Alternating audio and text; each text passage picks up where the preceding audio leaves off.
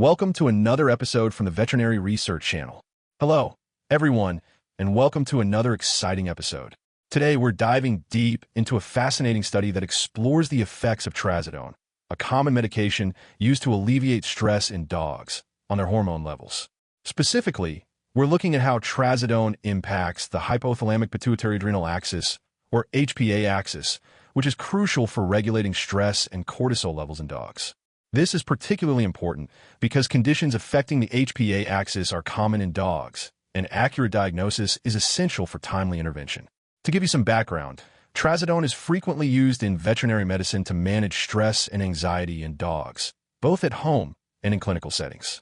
It's often administered to promote what are called fear-free practices, helping dogs remain calm during veterinary visits.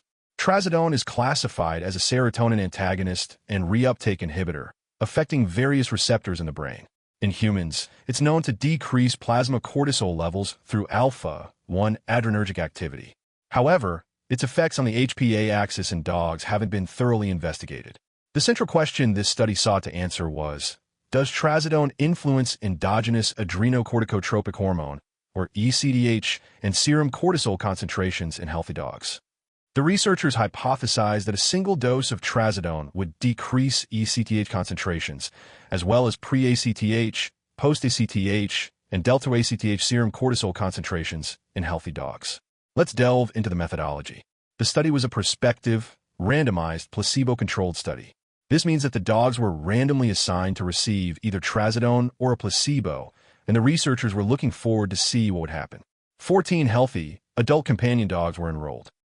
These dogs underwent thorough health screenings, including physical examinations, complete blood counts, serum biochemical profiles, heartworm antigen testing, and urinalysis. Dogs with any history of systemic illness or recent use of certain medications like corticosteroids or antifungal drugs were excluded to ensure the most accurate results. The dogs were brought in for testing in the morning after a 12-hour fast. They were given either Trazodone at a dose of 8 to 10 milligrams per kilogram or a placebo with food. 1 hour later, blood samples were taken to measure eACTH, and an ACTH stimulation test was performed. The timing was based on previous studies showing that Trazodone reaches therapeutic plasma concentrations in dogs about 1 hour after oral administration. After a washout period of at least 7 days, the dogs received the opposite treatment to compare the effects within the same animal. Now, let's discuss the results. The researchers found that Trazodone administration did not significantly affect eACTH concentrations. However, they observed significantly lower post-ACTH cortisol concentrations and delta cortisol concentrations in the dogs treated with Trazodone. Specifically, the median percentage decreases in serum cortisol concentrations were 3.16% for post-ACTH and 25.4% for delta serum cortisol concentrations. So what does this all mean? The study suggests that Trazodone can dampen the adrenocortical response to stimulation in healthy dogs.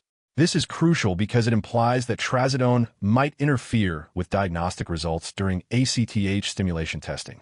The fact that eACTH concentrations weren't significantly affected suggests that the decrease in cortisol concentrations might occur through an eACTH-independent mechanism.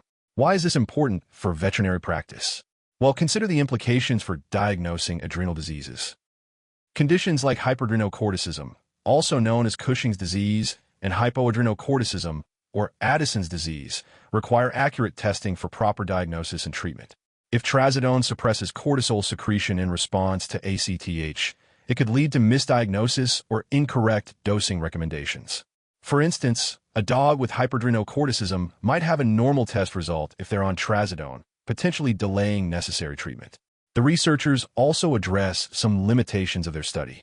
The sample size was relatively small, and the projected difference in cortisol concentration was based on human data. This means that larger studies are needed to confirm these findings.